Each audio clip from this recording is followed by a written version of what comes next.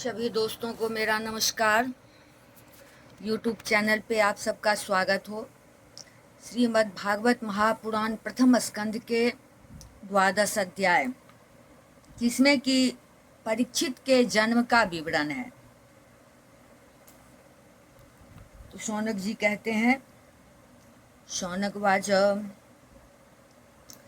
अश्वत्थाम्नोपसृष्टेन ब्रह्मर्षेष्णोरुतेजसा उत्तरायाः तो गर्भ ईशेनाजीवितः पुनः तस्य जन्म महाबुद्धे कर्माणि च महात्मनः निधनं च यथेवासेत्स प्रेत्य गतवान् यथा तदिदं श्रोतुमिच्छामो गदितुं यदि मन्यसे ब्रूहीणः श्रद्धधानानां यस्य ज्ञानमदाक्षुकः।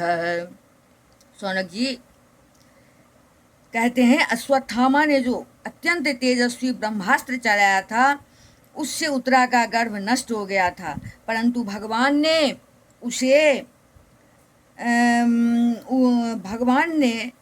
पुनः जीवित कर दिया। उस गर्भ में पैदा हुए महाज्ञानी महात्मा परीक्षित के, जिन्हें सुखदेव जी ने ज्ञानोपदेश दिया था, जन्म कर्म मृत्यु और उसके बाद जो गति उन्हें प्राप्त हुई, वह सब यदि आप ठीक समझें तो कहें, हम लोग बड़ी श्रद्धा के साथ सुनना चाहते हैं। सुजी ने कहा, सुतवाच अपीमल धर्मराज पितृवद रंजयन प्रजा निस्पृह सर्वकामेभ्यः कृष्णपादाम्ज सेवया संपदा क्रतवो लोका महर्षम महिषी भ्रातरो मही जम्बुद्वीपाधिपत्यं च यशश्च त्रिविधं गतं किं ते कामः सुरस्य पारः मुकुन्द मनुषो द्विजा मूर्धं राज्ञः क्षुधि तस्य तथेतरे। सुजी ने कहा, धर्मराज युधिष्ठिर अपनी प्रजा को प्रसन्न रखते हुए पिता के समान उसका पालन करने लगे। भगवान श्री कृष्ण के चरण कमलों के सेवन से वे समस्त भोगों से निष्प्रिय हो गए थे। शौनकादि ऋषियों, उनके पास अतुल संपत्ति थी। उन्होंने बड़े बड़े यज्ञ किए थे तथा उनके फलस्वरूप श्रेष्ठ लोकों का अधिकार प्राप्त किया था। उनकी रानियां और भाई अनुकूल थे। सारी पृथ्वी उनकी थी। वे जम्बू द्वीप के स्वामी थे और उनकी कीर्ति स्वर्ग तक फैली हुई थी। उनके पास भोग की ऐसी सामग्री थी जिसके लिए देवता लोग भी ललायित रहते हैं, परंतु जैसे भूखे मनुष्य को भोजन के अतिरिक्त दूसरे पदार्थ नहीं सुहाते, वैसे ही उन्हें भगवान के सिवा दूसरी कोई वस्तु सुख नहीं देती थी।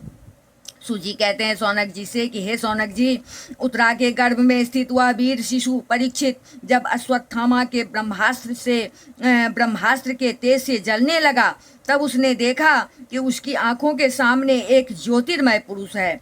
वह देखने में तो अंगूठे भर का है, परंतु उसका स्वरूप बहुत ही निर्मल है। अत्यंत सुंदर श्याम शरीर है, बिजली के समान चमकता हुआ पीताम्बर धारण किए हुए है। सिर पर सोने का मुकुट झिलमिला रहा है। उस निर्विकार पुरुष के बड़ी ही सुंदर लंबी लंबी 4 भुजाएं हैं। कानों में तपाए हुए स्वर्ण के सुंदर कुंडल हैं।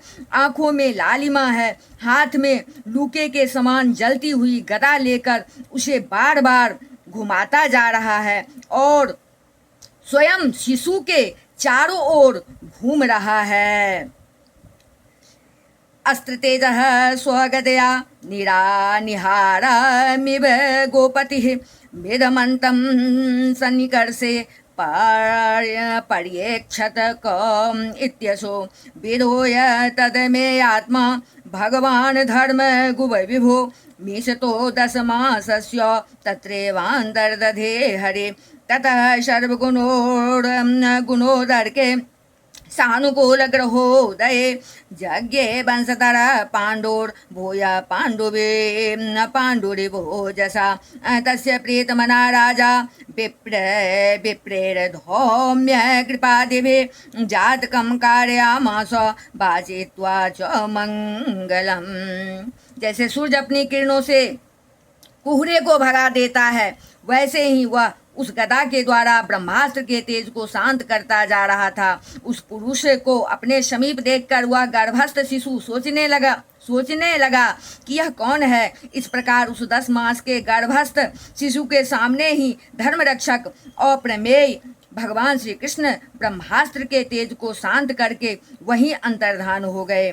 तदंतर अनुकूल ग्रहों के उदय से युक्त समस्त सद्गुणों को विकसित करने वाले शुभ समय में पांडु के वंशधर परीक्षित का जन्म हुआ। जन्म के समय ही वह बालक इतना तेजस्वी दिख रहा था मानो स्वयं पांडु ने ही फिर से जन्म लिया हो। पौत्र के जन्म की बात सुनकर राजा युधिष्ठिर मन में बहुत प्रसन्न हुए, बहुत ही प्रफुल्लित हुए। उन्होंने धौम्य, कृपाचार्य आदि ब्राह्मणों से मंगल वाचन और जातकर्म संस्कार करवाए। महाराज युधिष्ठिर दान के योग्य समय को जानते थे। उन्होंने प्रजातीर्थ नामक काल में अर्थात नाल काटने के समय ही ब्राह्मणों को सुवर्ण, गौएं, पृथ्वी, गांव, उत्तम जाति के हाथी, घोड़े और उत्तम अन्न का दान दिया। ब्राह्मणों ने संतुष्ट होकर अत्यंत विनयी युधिष्ठिर से कहा, हे पुरुवंश शिरोमणे, काल की दुर्निवार गति से यह पवित्र पुरुवंश मिटना ही चाहता था, परंतु तुम लोगों पर कृपा करने के लिए भगवान विष्णु ने यह बालक देकर इसकी रक्षा कर दी, इसलिए इसका नाम विष्णुरात होगा। निसंदेह यह बालक संसार में बड़ा यशस्वी, भगवान का परम भक्त और महापुरुष होगा। ये बात सुनकर युधिष्ठिर ने कहा, युधिष्ठिर वाच अप्येष वंश्यान् राजर्षीन् पुण्य श्लोकान् महात्मनः अनुवर्तितां स्वीद्य साधुवानेन सत्तमा। युधिष्ठिर ने कहा, महात्माओं, यह बालक क्या अपने उज्जवल यश से हमारे वंश के पवित्र कीर्ति महात्मा राजर्षियों का अनुसरण करेगा? ब्राह्मणों ने कहा, धर्मराज, यह मनुपुत्र इक्ष्वाकु के समान अपनी प्रजा का पालन करेगा तथा दशरथ नंदन भगवान श्री राम के समान ब्राह्मण भक्त और सत्य प्रतिज्ञ होगा। यह उसी नर नरेश शिबी के समान दाता और शरणागत वत्सल होगा तथा याज्ञिकों में दुष्यंत के पुत्र भरत के समान अपने वंश का यश फैलाएगा। धनुर्धरों में यह सहस्त्रबाहु अर्जुन और अपने दादा पार्थ के समान अग्रगण्य होगा। यह अग्नि के समान दुर्घर्ष और समुद्र के समान दुस्तर होगा। यह सिंह के समान पराक्रमी, हिमाचल की तरह आश्रय लेने योग्य पृथ्वी के सदृश तितिक्षु और माता पिता के समान सहनशील होगा। इसमें पितामह ब्रह्मा के समान क्षमता रहेगी। भगवान शंकर की तरह यह कृपालु होगा और संपूर्ण प्राणियों को आश्रय देने में यह लक्ष्मीपति भगवान विष्णु के समान होगा। यह समस्त सद्गुणों की महिमा धारण करने में श्री कृष्ण का अनुयायी होगा। रंति देव के समान उदार होगा और ययाति के समान धार्मिक होगा।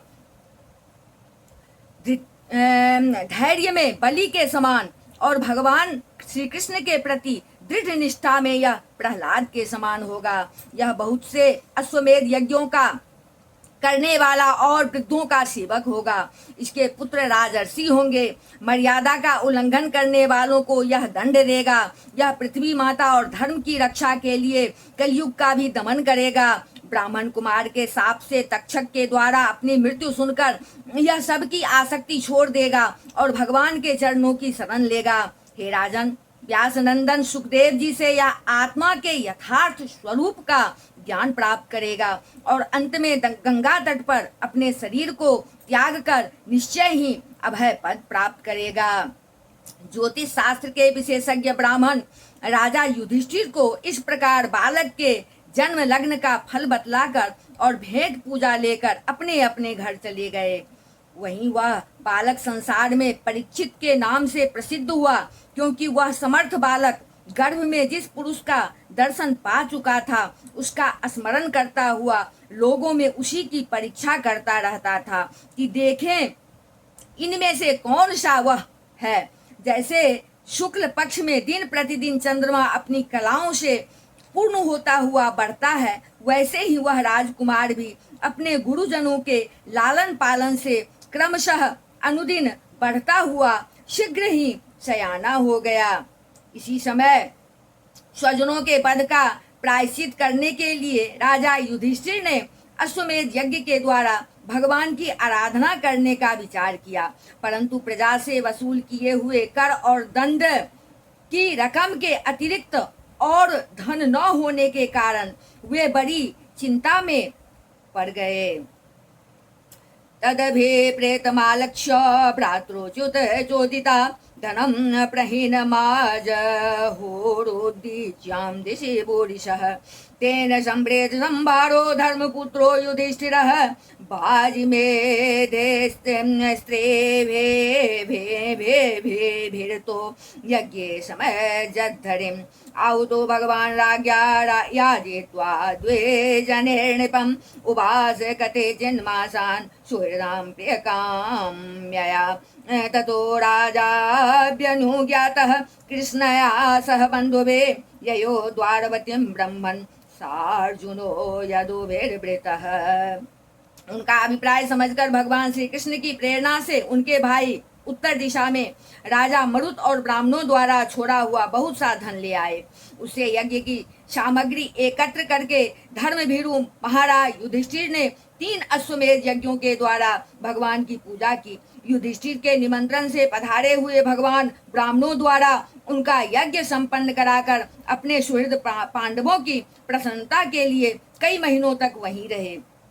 सुजी कहते हैं सौनक जी से, हे सौनक जी, इसके बाद भाइयों सहित राजा युधिष्ठिर और द्रौपदी से अनुमति लेकर अर्जुन के साथ यदुवंशियों से घिरे हुए भगवान श्री कृष्ण ने द्वारका के लिए प्रस्थान किया। इति श्रीमद्भागवते महापुराणे पारमहंस्यां संहितायां प्रथम स्कंदे नैमिषीयोपाख्याने परीक्षित जन्माद्योत्कर्षोणां द्वादशोऽध्याय। बोले वृंदावन बिहारी लाल की जय। जय जय श्री राधे, जय जय श्री राधे।